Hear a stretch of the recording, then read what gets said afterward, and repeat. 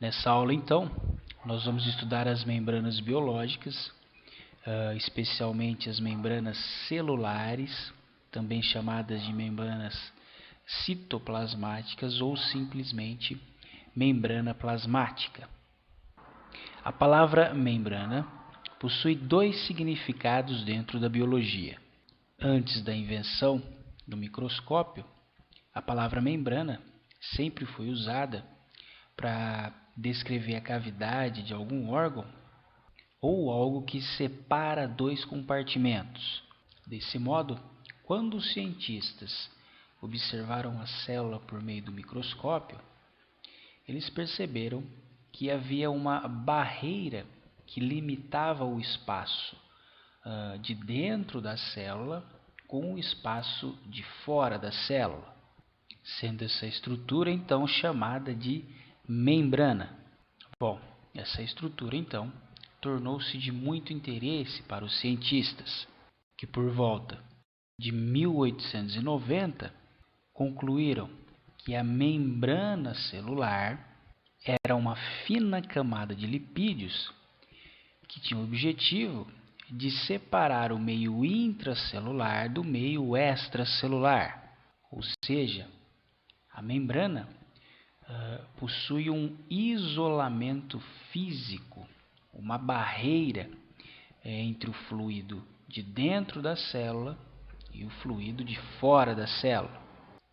Além, então, desse isolamento físico que separa o meio intracelular do meio extracelular, a membrana ainda proporciona a regulação das trocas de substâncias com o meio extracelular, uma vez que ela controla a entrada, bem como a saída de elementos, sejam eles nutrientes ou então detritos da própria célula. Além disso, a membrana também é a responsável pela comunicação com o meio extracelular, uma vez que possui moléculas ou proteínas que reconhecem componentes do meio extracelular, o que por sua vez pode influenciar a atividade da célula. E a membrana celular ainda dá suporte estrutural para a célula, uma vez que em sua membrana existem proteínas que se fixam ao citoesqueleto, constituindo assim uma rede estrutural que dá forma à célula. Além disso, as proteínas de membrana também criam junções com as células adjacentes, além de sua ligação com proteínas da matriz extracelular.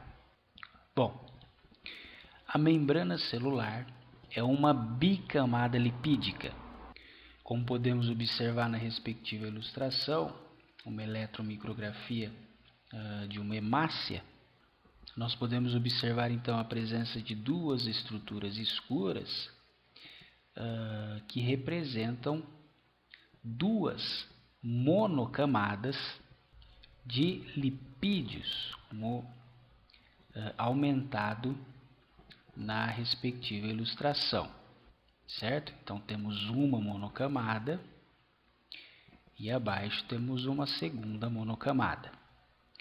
Uma monocamada está em contato com o meio intracelular, certo? Nesse caso, vamos considerar como sendo essa parte inferior, enquanto a outra monocamada encontra-se em contato com o meio extracelular, tá? E além das moléculas lipídicas, os fosfolipídios, a membrana celular também é constituída por moléculas proteicas, bem como moléculas de carboidratos. E geralmente a espessura da membrana plasmática varia de 5 a 10 nanômetros. Bom, essas moléculas lipídicas constituem aproximadamente 50% da massa da maioria das células animais. No entanto, essa composição pode variar de acordo com a especificidade do tecido. Por exemplo, a membrana dos eritrócitos, que são os glóbulos vermelhos, é constituída por 49% de proteína, 43% de lipídios e 8% de carboidratos, enquanto que a membrana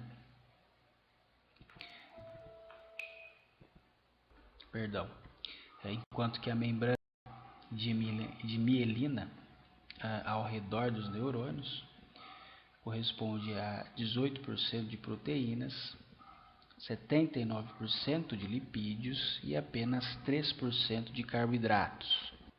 Já a membrana interna das mitocôndrias são constituídas por 76% de proteínas, 24% de lipídios e nenhum carboidrato.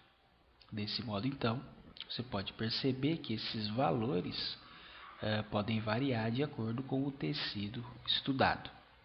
Bom, os fosfolipídios da membrana são constituídos por uma cabeça hidrofílica, isto é, uma área que possui afinidade pelo meio aquoso, pela água, e pelas caudas hidrofóbicas, isto é, que não possuem afinidade pelo meio aquoso, tendem a se afastar, evitar o contato com a água.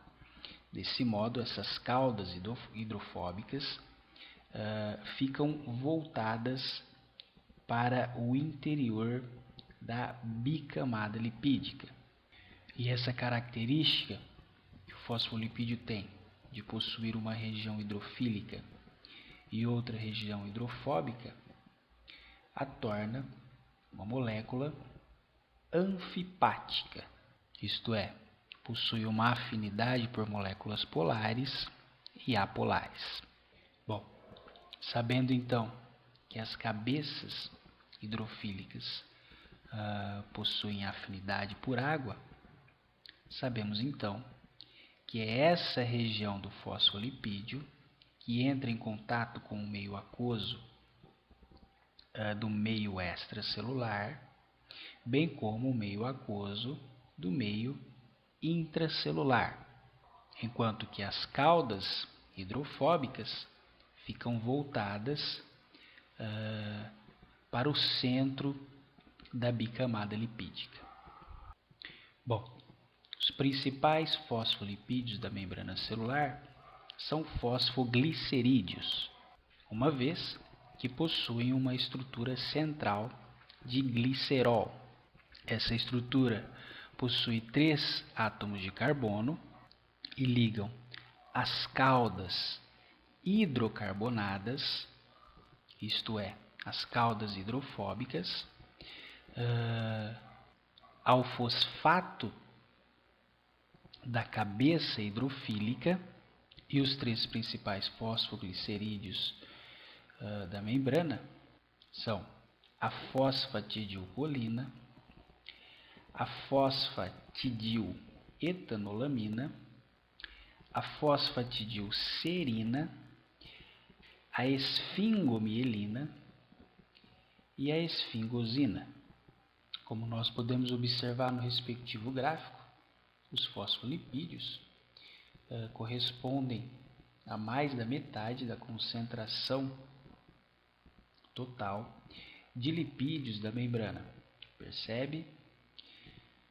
E a fosfatidilcolina é o principal fosfolipídio encontrado na membrana, sendo seguido pela fosfatidiletanolamina e pelos esfingolipídios, que no caso vai incluir tanto a esfingomielina quanto a esfingosina. Bom, uma característica muito importante da membrana é a sua fluidez, o que é o inverso da viscosidade. Ou seja, quando falamos que algo é mais ou menos fluido, nós estamos comparando esse estado a uma condição líquida. E essa fluidez da membrana depende da sua composição, bem como das características do fosfolipídio. As cadeias hidrocarbonadas dos fosfolipídios que possuem uma dupla ligação, isto é, uma ligação cis, sendo assim fosfolipídio insaturado, enquanto que as caudas hidrocarbonadas que não possuem uma dupla ligação são os chamados fosfolipídios saturados. E por que essa característica do fosfolipídio é importante? Olha só, essa dupla ligação cria uma pequena dobra na cauda hidrofóbica que torna mais difícil o empacotamento entre as caudas, isto é, torna mais difícil a aproximação, a interação entre as caudas dos fosfolipídios.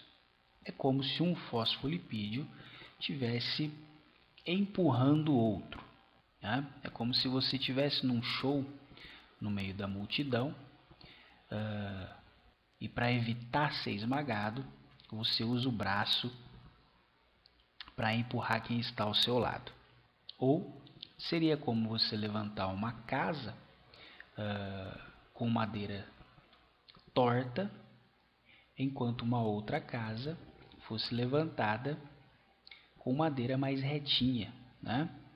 Desse modo, na casa que você usou madeira torta, você possuiria algumas frestas entre as madeiras, no caso algumas frestas entre os fosfolipídios, enquanto do outro lado não haveria fresta alguma, né? As madeiras estariam alinhadinhas. Desse modo, essa dificuldade de empacotar as caudas hidrofóbicas torna a membrana mais fluida e menos viscosa, enquanto que nos fosfolipídios saturados, esse empacotamento ocorre de forma mais eficaz, evitando assim espaços, o que torna essa membrana mais viscosa e menos fluida, assim como também a própria espessura da membrana pode variar de acordo com a predominância de fosfolipídios insaturados ou saturados. Isso porque as caudas hidrocarbonadas dos fosfolipídios insaturados são mais curtas, enquanto as caudas dos fosfolipídios saturados são mais longas. Um outro lipídio também encontrado na membrana celular é o colesterol, que também pode influenciar na fluidez dessa membrana.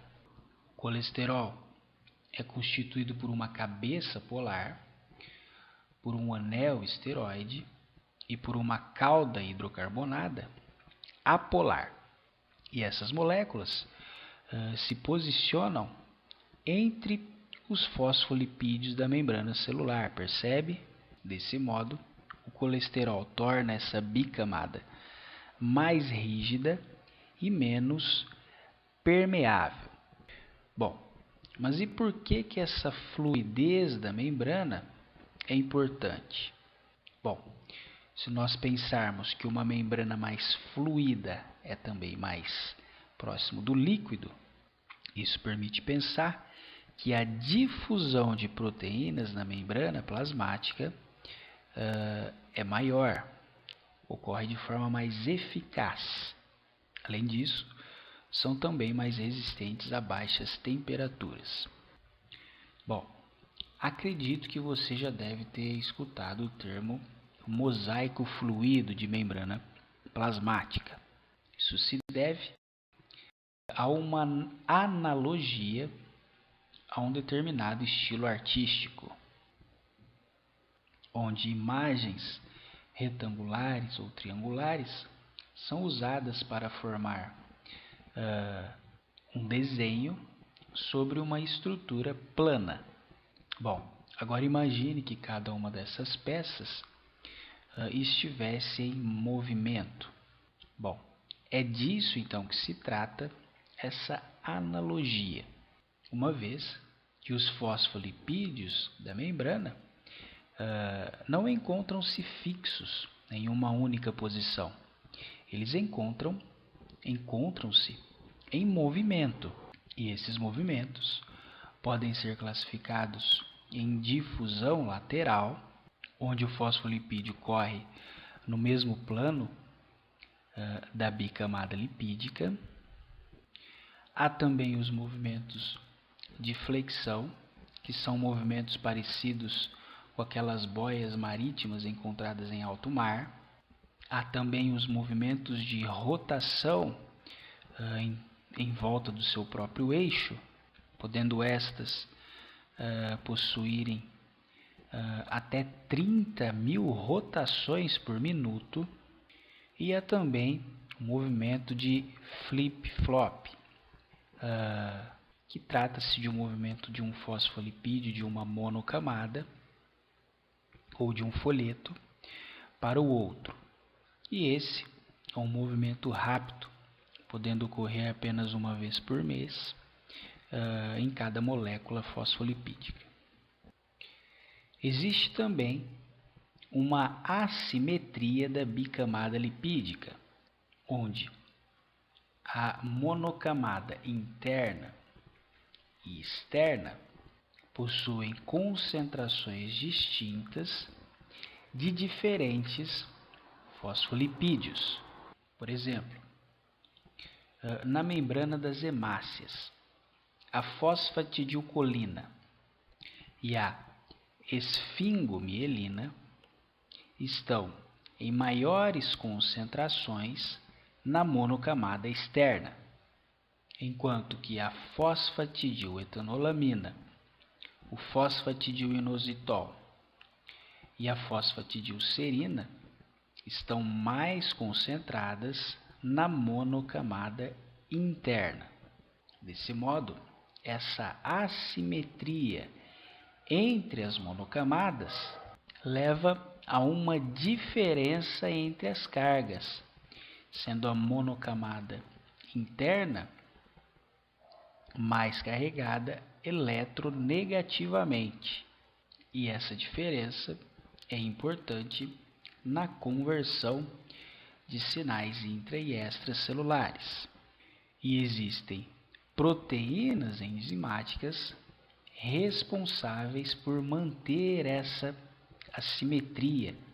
São as flipases, que realiza o movimento do fosfolipídio da monocamada externa para a monocamada interna, convertendo assim uma molécula de ATP em ADP mais PI, isto é, usando a energia oriunda do ATP. Há também o movimento inverso, que é realizado por uma flopase, né? Movimentando então o fosfolipídio da monocamada interna para a monocamada externa. E há também a flip-flopase ou scrambase, que realiza os dois tipos de movimento, tanto da monocamada interna para externa, quanto da monocamada externa para a interna. Bom, boa parte da membrana plasmática também é constituída por proteínas, sendo estas proteínas de membrana.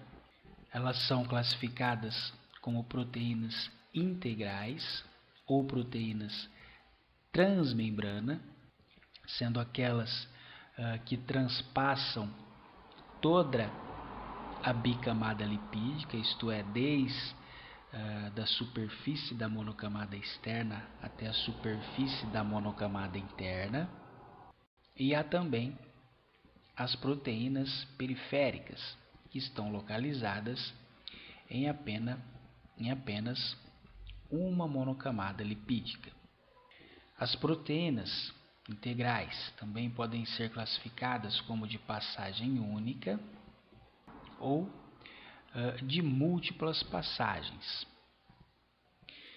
Essas proteínas de membrana possuem diversas funções, dentre elas a função transportadora, podendo transferir substâncias do meio extra para o intracelular ou do meio intracelular para o meio extracelular. Elas podem funcionar ainda como âncoras para outras proteínas ou também para carboidratos. Podem atuar como receptores, transferindo assim o sinal do meio extracelular para o meio intracelular, ou podem atuar como enzimas, catalisando reações no espaço intracelular, como por exemplo a enzima adenilato ciclase.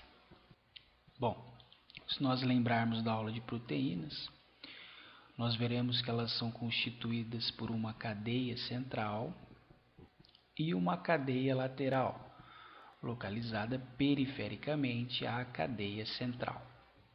No caso da membrana celular, as cadeias laterais são então constituídas por aminoácidos hidrofóbicos, enquanto que a cadeia principal ou central é constituída por aminoácidos hidrofílicos, que estarão então protegidos do contato hidrofóbico com as caudas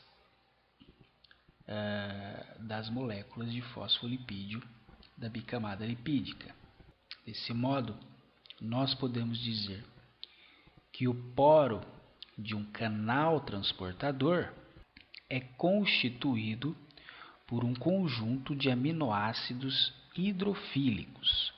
Sendo assim, o poro do canal é polar, o que mostra que os monômeros que constituem o canal se enovelam de modo que as cadeias laterais hidrofóbicas fiquem em contato com os fosfolipídios da membrana, enquanto as cadeias laterais hidrofílicas fiquem em contato com o centro do canal, formando assim o poro do canal.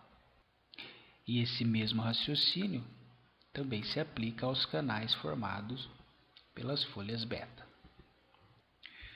Muitas dessas proteínas de membrana são glicosiladas, isto é, possuem moléculas de glicose